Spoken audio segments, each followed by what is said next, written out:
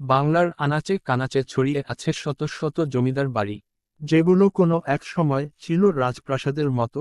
ভিতরে ছিল রাজকীয় ভোজন, নাচগান, সভা আর গোপন ষড়যন্ত্রের আলাপ। কিন্তু এখন সেগুলো ভেঙে পড়া দেয়াল, ধুলোমলিন করিডোর আর নিঃসঙ্গতা ছাড়া আর কিছু নয়।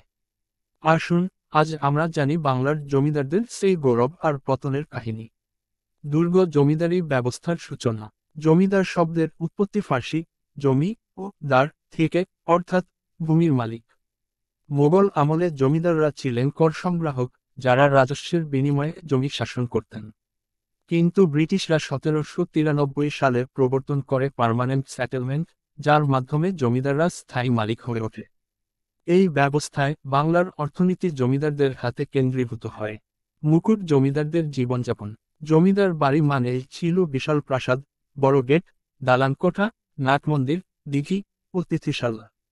ভিতরে থাকত সোনার রূপার আসবাব, রাজকীয় পোশাক, রাজসভার মতো বৈঠকখানা। অনেক বাড়িতে ছিল বাগান, গানবাজনার হাউস, কাচারি ঘর। গানের স্বরলিপি। সন্ধ্যায় জমিদার সাহেব হারমোনিয়ামে গান শোনেন, আবার সকালে কাঠের ঘোড়ায় চড়ে জমি পরিদর্শনে যান। রশিদ জমিদারদের প্রতাপ। তারা শুধু জমির মালিক ছিলেন না, ছিলেন স্থানীয় বিচারক, রাজনীতিক ও সংস্কৃতির পৃষ্ঠপোষক।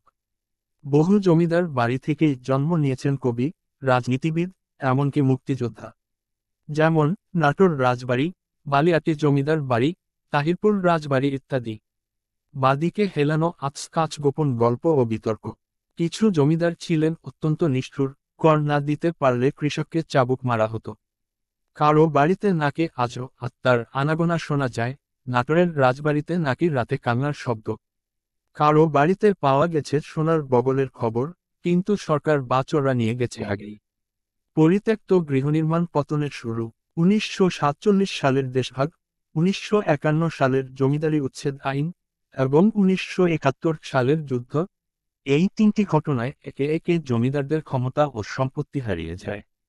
বহু জমিদার বাড়ি পরিত্যক্ত হয়, কেউ কেউ কলকাতা, লন্ডনে চলে যান। রাজবাড়িগুলো পড়ে থাকে অযত্নে, কেউ কেউ জবরদখল করে নেয়। Dash dash dash.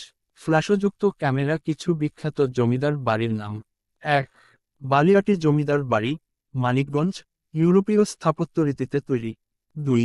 পানাম নগর, সোনারগাঁ, জমিদারদের শহর। 3. নাটোর রাজবাড়ি, রানী ভবানীর রাজত্ব। 4. পুটিয়া রাজবাড়ি, রাজশাহী, প্রাসাদসম ভবন ও মন্দির। 5. টাঙ্গাইলের জমিদার বাড়ি, গাজীপুর ও এলেঙ্গার জমিদার ইতিহাস। এই জমিদার বাড়িগুলো কেবল ইট পাথরের দালান নয়, এগুলো আমাদের ইতিহাস, সংস্কৃতি ও ঐতিহ্যের জীবন্ত সাক্ষী। প্রতিটি দেয়ালে লুকিয়ে আছে গল্প, প্রেম, প্রতারণা, ক্ষমতা আর পতনের। তাই এগুলো সংরক্ষণ করাটা শুধু সরকারের কাজ নয়, আমাদের সবার দায়িত্ব। বাংলার হারিয়ে যাওয়া ঐতিহ্যগুলোকে যদি আবার জাগিয়ে তুলতে চাই, তাহলে শুরুটা হোক আজই।